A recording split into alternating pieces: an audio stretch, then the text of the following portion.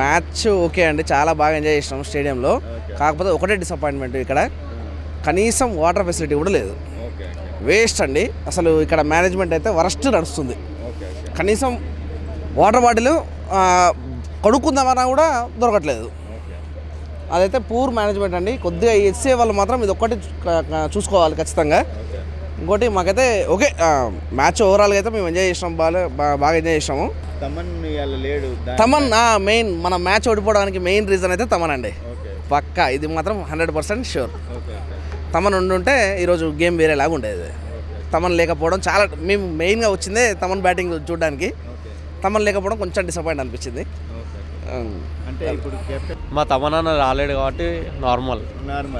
అయితే మ్యాచ్ ఓడిపోతుందా గెలుస్తుందా? ఓడిపోతుంది. ఎందుకట్లా? చూస్తేనే అర్థమైంది కదా. ఎందుకు? ఏంటి ప్రాబ్లం? అఖిల్ గారు అవుట్ అయ్యారు కదా. తమన్ లేకపోవడం 100% మైనస్. గెలవకపోవడం పక్కన పెడితే మైనస్. తను చాలా హెల్ప్ అవుతాడు టీంకి, స్పోర్టివ్నెస్ కానీ అంతా మంచిగా ఉంది. బాగానే అనిపించింది. తమను ఉంటే ఇంకా బాగుండేది. సామ్రాట్ 6 బాల్ మింగేశాడు. సామ్రాట్ అన్న కొంచెం ఆడితే బాగుండే, హిట్టింగ్ తగ్గింది సార్. కొద్దిగా నిరుత్సాహంగా ఉంది సార్, ఎందుకంటే హైదరాబాద్ గెలుస్తుంది అనుకున్నాం మన తెలుగు వారియర్, కానీ ఇది ఈ విధంగా అవుతుందని మేము చాలా నిరుత్సాహమైంది రియల్ చెప్పాలంటే. అంటే ఎందుకంటే మన దగ్గర కొంచెం బౌలింగ్లో కొంచెం వీక్ అనిపించింది మనది. అదేవిధంగా బ్యాటింగ్లో కూడా చాలా వీక్ ఉంది. బ్యాటింగ్లో చూసినా కానీ చెప్పండి.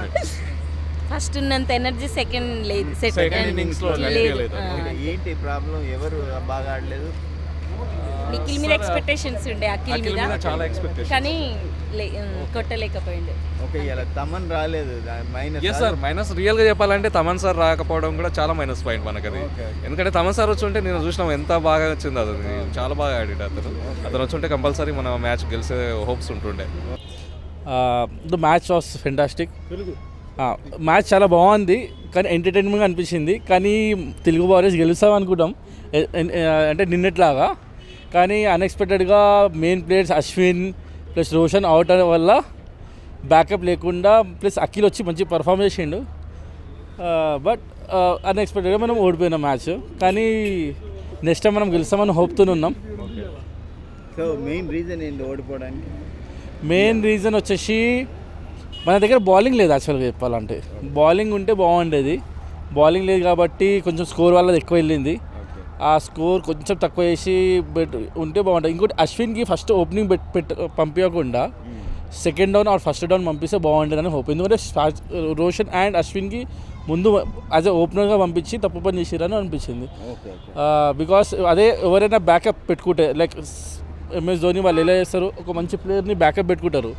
సో అలా ఒక బ్యాకప్, ఒక హార్డ్ హిట్టర్ లాగా పెట్టుకుంటే మేబీ లాస్ట్ స్కోప్స్ చాలా ఉంటుండే.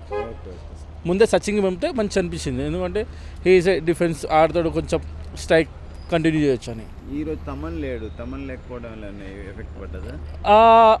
అంటే బ్యాటింగ్ లైనప్లో ఎఫెక్ట్ పడ్డది, అండ్ ఎంటర్టైన్మెంట్లో ఎఫెక్ట్ పడ్డది.